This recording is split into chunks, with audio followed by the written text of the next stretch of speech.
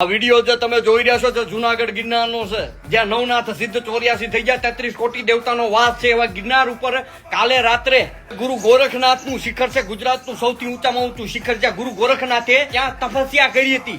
ઈ તપસ્યા સ્થળે એમની મૂર્તિ હતી, ની મૂર્તિને ખંડિત કરવામાં આવી. એમનું માથું કાપીને એમનું ધડની માથું બંનેને ત્યાંથી નીચે ફેંકવામાં આવે છે. આ કરનાર કોણ છે?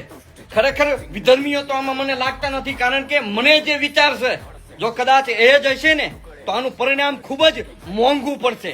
યાદ રાખજો. અને જેટલા પણ ગિરનાર ઉપર જે વિડીયો બનાવવા આવ્યા હતા એ બધાને એટલું જરૂરથી કહીશ કે હવે જાગો.